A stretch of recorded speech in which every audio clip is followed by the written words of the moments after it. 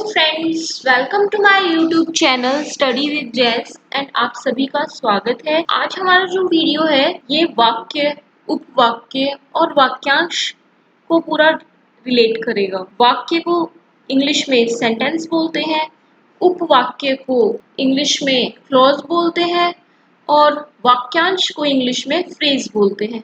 तो चलिए आज का वीडियो स्टार्ट करते हैं with today's beautiful thought. Experience comes with age, practice and should always be valued. अनुभव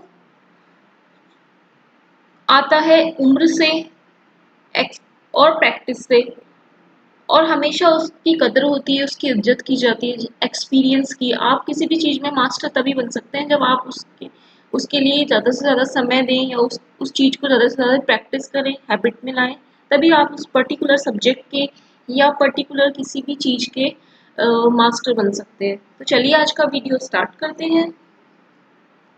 comparison between sentence, phrases and clause. ये वीडियो स्टार्ट करने से पहले मैं आप लोगों से रिक्वेस्ट करूंगी कि आप अपने साथ में अपने नोट पैड लेके बैठे।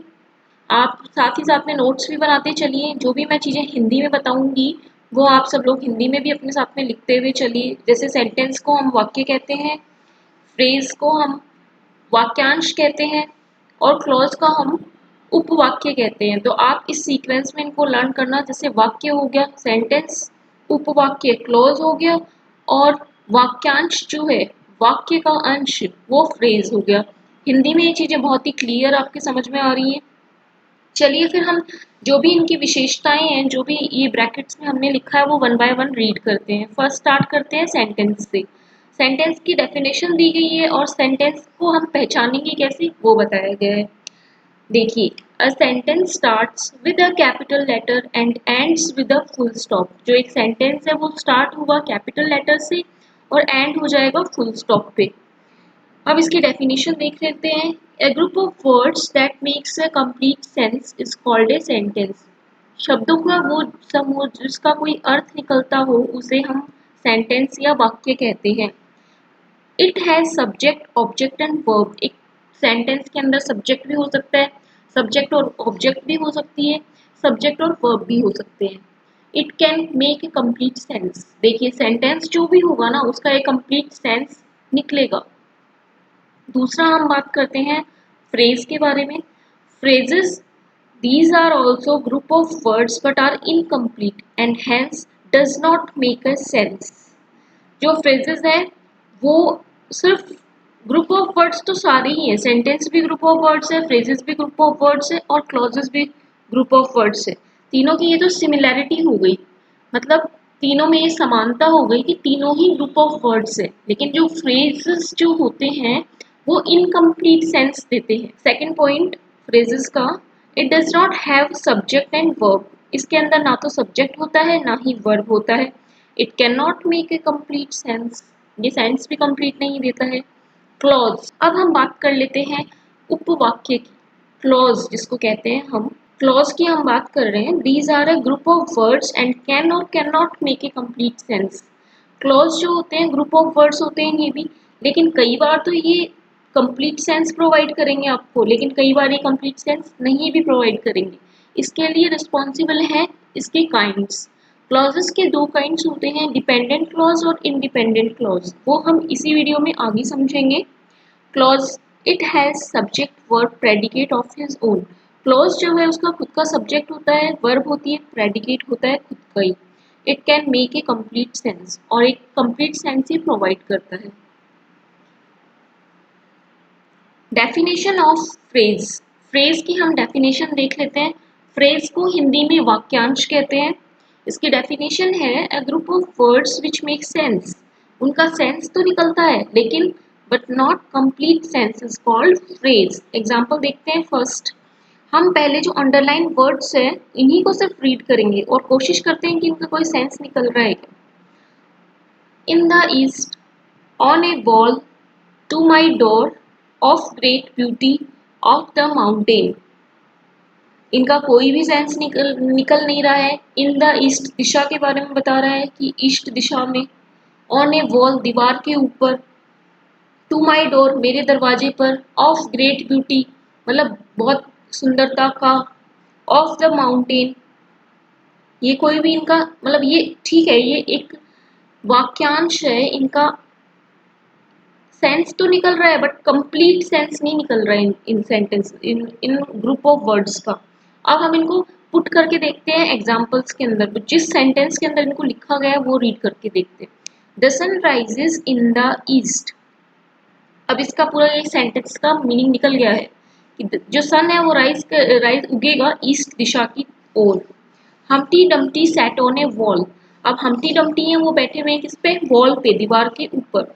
There came a gent to my door. अब मेरे दरवाजे पर एक विशाल काय भीम काय आकृति आई, दानव भी हो सकता है, ठीक है। तो there came a gent to my door, अब समझ में आ रहा है कि हमारे दरवाजे पे कौन आया है, एक जेंट या पिशाच किसी कह लो। It was a sunset of great beauty. It was a sunset, जो सनसेट है इसकी ब्यूटी की बात की जा रही है, किसकी ग्रेट ब्यूटी की बात की जा रही है, of sunset. Fifth, the top of the mountains are covered with snow. जो माउंटेन्स की टॉप है वो किससे कवर्ड है, स्नो से। अब हमें ये सेंटेंस, जब इस फ्रेज को हमने एक सेंटेंस में यूज किया तब हमें समझ में आ गया कि माउंटेन्स के बारे में क्या बात हो रही है। The top of the mountains मतलब पहाड़ों का जो ऊपरी हिस्सा है वो कवर्ड है किससे, आर कवर्ड विद स्नो से, बर्फ से ढका हुआ है। तो देखिए ये हमें अब क्लियर हो गए फ्रेजेस के बारे में कि फ्रेजेस वो वर्ड्स होते हैं जिनका वैसे तो सेंस होता है बट खुद का कोई कंप्लीट सेंस वो प्रोवाइड नहीं करते हैं। अब हम क्लॉजेस के बारे में पढ़ते हैं। Clause, a group of words which forms a part of a sentence and contains a subject and predicate is called a clause. Clause वो होता है जिसका खुद का एक सेंस निकलता है और उसका खुद का सब्जेक्ट होता है, प्रेडिकेट होता है और वो एक कंप्लीट सेंस देने वाला सेंटेंस भी कहलाता है। अब हम हमारे सामने स्क्रीन पे 3 एग्जाम्पल्स दिए हुए हैं। हम सबसे पहले लास्ट वाला एग्जाम्पल देखते हैं। I think that you have made a mistake. अब हम आई थिंक के बजाय you have made a mistake पढ़ेंगे। You have made a mistake का यहाँ पे सेंस निकल रहा है। अगर हम आई थिंक इस सेंटेंस में नहीं भी लिखते तो भी इसका सेंस हमें निकल रहा था, ये समझ में आ रहा था। बाकी के 2 सेंटेंसेस हम देख लेते हैं। फर्स्ट सेंटेंस देखते हैं, पे देयर डेब्ट, नहीं कंप्लीट सेंस निकला। We can not start while it is raining, while it is raining नहीं निकला सेंस। लेकिन जो थर्ड है, you have made a mistake, तुमने एक मिस्टेक की है, इसका तो सेंस निकल रहा है। फर्स्ट सेंटेंस को हम दोबारा देखेंगे। पीपल हु पे देयर डेब्ट आर ट्रस्टेड। पीपल वो लोग जो अपना डेब्ट देते हैं वो क्या है, ट्रस्टेड है। अब इस सेंटेंस का मीनिंग निकल गया।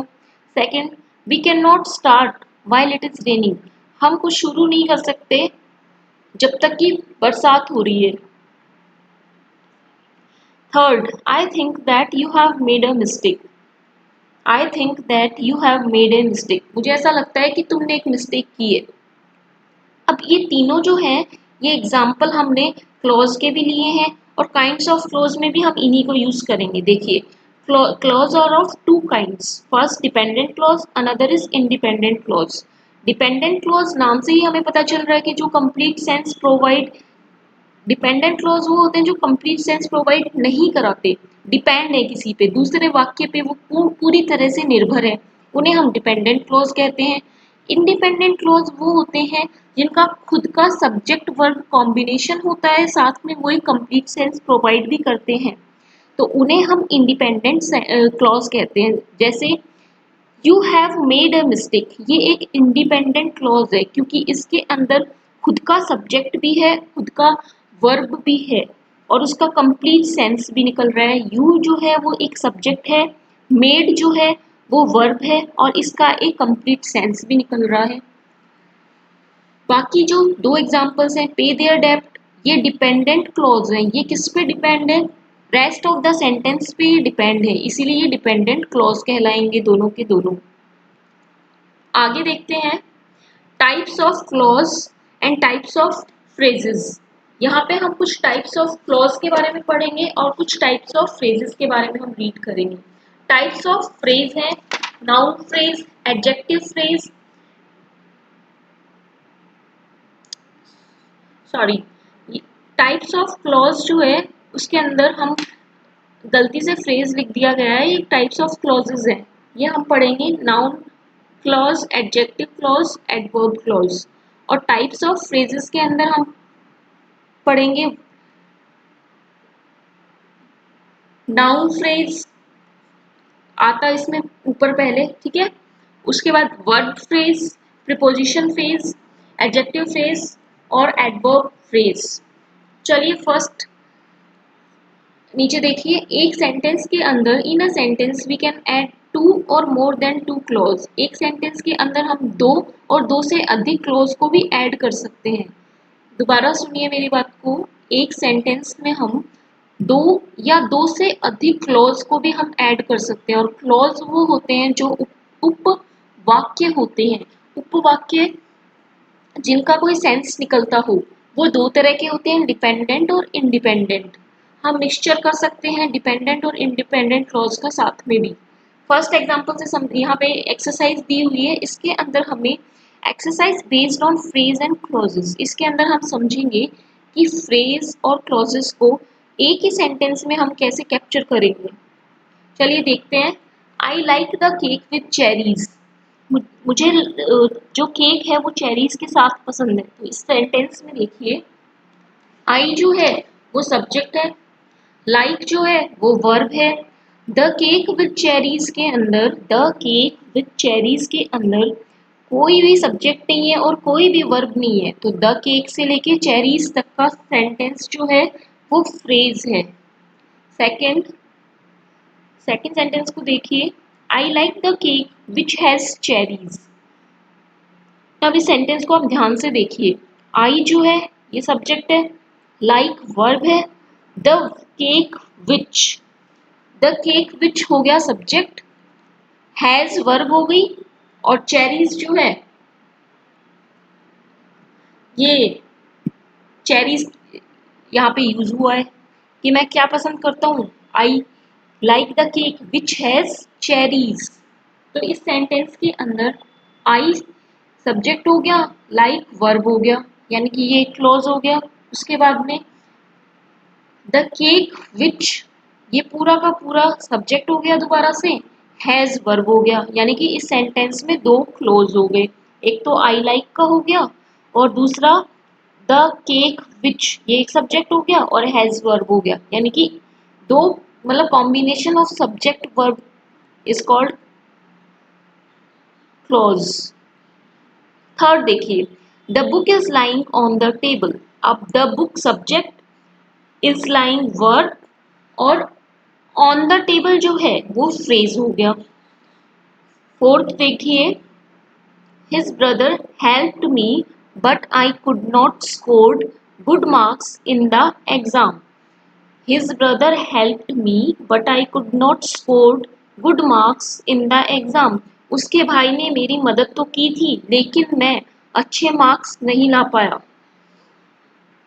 His brother subject, help verb हो गया, मी और बट को छोड़ो, आई दोबारा से सब्जेक्ट,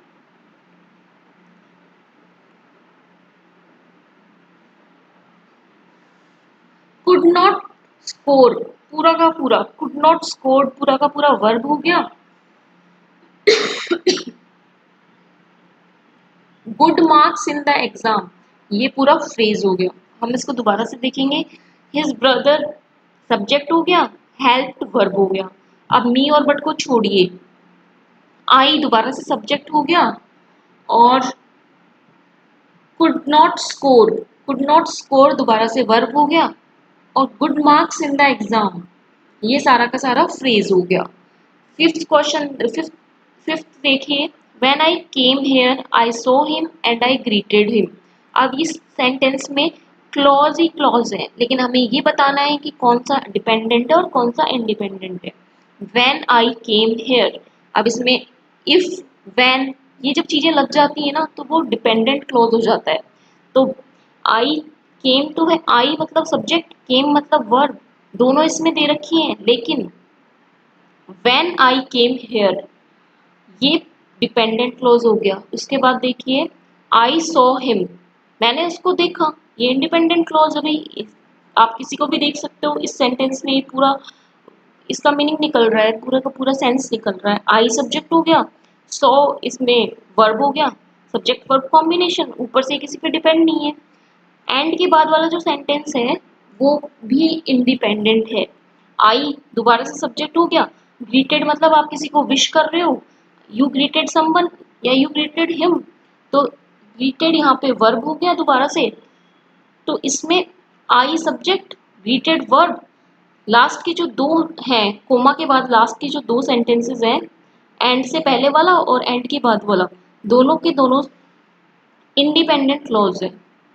तो इस सेंटेंस में स्टार्टिंग वाला व्हेन वाला जो सेंटेंस है कोमा तक, वो हो गया डिपेंडेंट, बाकी के दो independent. Sixth, he was doing the work slowly and carefully, he subject हो गया, वाज डूइंग वर्ब हो गया, the work slowly and carefully. अब the work slowly and carefully इसमें फ्रेज है, मतलब सिक्स सेंटेंस के अंदर ही सब्जेक्ट हो गया, वाज डूइंग वर्ब हो गया, the work slowly and carefully ये पूरा का पूरा फ्रेज हो गया। Seventh, I will wait here until he complete his assignment, I will wait here until he complete his assignment. I subject हो गया, विल हेल्पिंग वर्ब है, वेट वर्ब हो गया, here I will wait here मैं यहाँ इंतजार करूंगा। ठीक है, ये तो समझ में आ रहा है। अंटिल के बाद से जो सेंटेंस है ना वो सारा का सारा डिपेंडेंट हो जाएगा किस पे, अंटिल पे। आई विल वेट हेयर, ठीक है, ये इंडिपेंडेंट है, मैं यहाँ इंतजार करूंगा। लेकिन उसके बाद का जो सेंटेंस है वो वो डिपेंडेंट हो जाएगा अंटिल पे। Until he complete his assignment, he subject हो गया, कंप्लीट दोबारा से वर्ब हो गई, और वो डिपेंड किस पे हो गई, अंटिल पे। तो ये लास्ट वाला जो है वो डिपेंडेंट क्लोज हो जाएगा। आई होप आप लोगों को कुछ क्लॉजेस और फ्रेज के बीच में डिफरेंस समझ में आया होगा। अगर आपको ये वीडियो अच्छा लगता है तो आप इसे लाइक कीजिए, सब्सक्राइब कीजिए एंड ज़्यादा से ज़्यादा शेयर कीजिए, सो दैट मुझे मोटिवेशन मिले अच्छे अच्छे और भी वीडियोस बनाने की। So you can share, subscribe, comment on my YouTube channel. Don't forget to press the bell icon. My channel is Study with Jess. यहाँ आपको ग्रामर से रिलेटेड सारे वीडियोस देखने को मिलेंगे स्टेप बाय स्टेप। मुझे स्टूडेंट्स ने ये भी बोला था कि आप मैम टेंस पे वीडियो बनाइए या फिर आप पार्ट्स ऑफ स्पीच पे वीडियोस बनाइए। तो हम सीक्वेंस में लेके चल रहे हैं, जैसे हमने सेंटेंस की सीरीज अभी पूरी नहीं की है, अभी इसमें कुछ एक्सरसाइज और भी आएंगी, उसके बाद हम नाउन पे आएंगे। तो सीक्वेंस में सारे ही टॉपिक कवर हो जाएंगे। आप जैसे ही आपको नोटिफिकेशन मिले आप उस वीडियो को बस देख लीजिए। ओके, मिलते हैं नेक्स्ट वीडियो में, तब तक बाय बाय, टेक केयर, खुदा हाफिज।